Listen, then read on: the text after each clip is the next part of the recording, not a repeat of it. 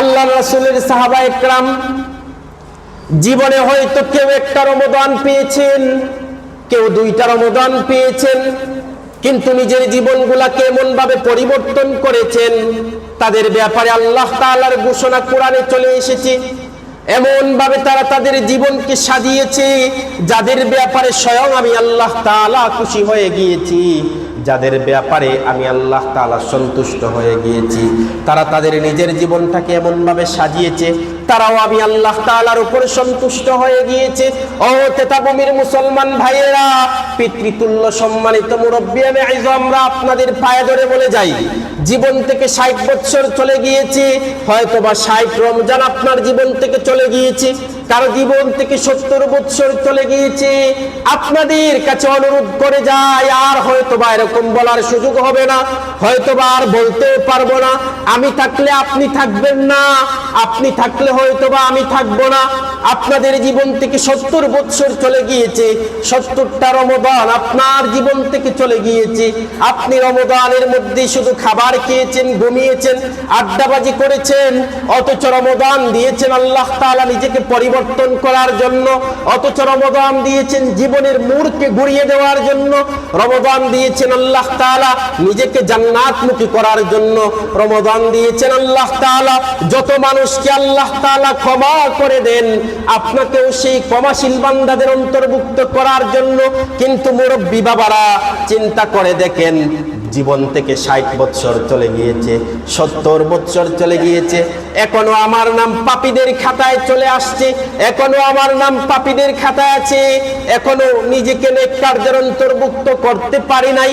অহংকার করি, বড়াই করি, যদি কোনো কারণে চোখটা বন্ধ হয়ে যায়, অহংকার শেষ, বড়াই শেষ। আপনি চিন্তা করে দেখেন, গত কয়েক সপ্তাহ আগেও হানিফ মেম্বার সাহেব আমাদের মাঝে ছিলেন, আজ তিনি অন্ধকার কবরের মধ্যে শায়িত আছেন। কিছুদিন পরে হয়তোবা আল্লাহ তাআলা আপনাকে যে হায়াত দিয়ে এই রমজান পর্যন্ত পৌঁছে দিয়েছেন, কিন্তু রমজানকে আপনি হেলায় খেলায় কাটিয়ে দিয়েছেন, রমজানকে আপনি পরিপূর্ণভাবে পরিপূর্ণ প্রস্তুতি নিয়ে এই রমজানের বরকত ফাজাইলকে আপনি আল্লাহর কাছ থেকে লুফে নিতে পারেন নাই, ক্ষমাশীল বান্দাদের অন্তর্ভুক্ত হতে পারেন নাই। আপনি যখন কবরে যাবেন, বলেন তো আপনার কবরটাকে জান্নাত বানাবেন না জাহান্নাম বানাবেন?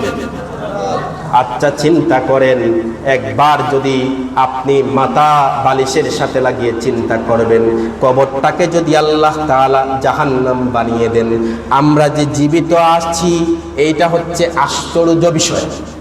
আমাদের মৃত্যুবরণ হওয়াটা স্বাভাবিক, আমরা যে বাইচা আছি এটা হচ্ছে আশ্চর্য বিষয়, কিন্তু মৃত্যু হওয়াটা আমাদের জন্য স্বাভাবিক। এই জীবনটা ক্ষণস্থায়ী, মৃত্যুর পরে কবরের জীবনটা আমাদের জন্য চিরস্থায়ী হয়ে যাবে। এই জীবনের শুরু আছে, শেষ নাই, কিন্তু আমাদের এই জীবনের শুরু আছে, শেষও আছে।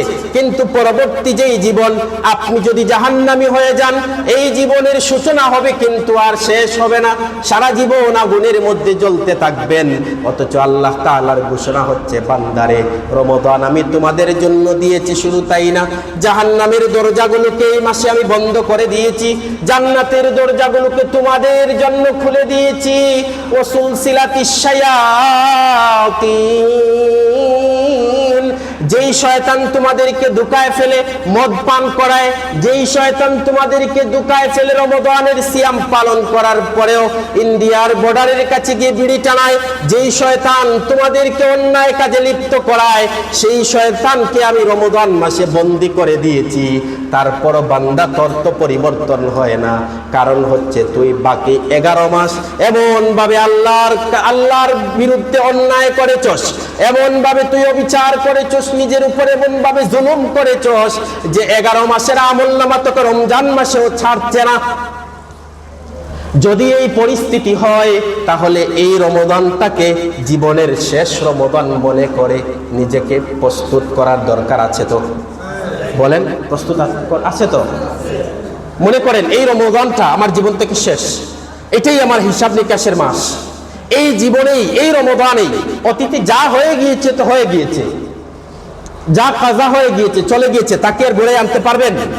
সম্ভব না।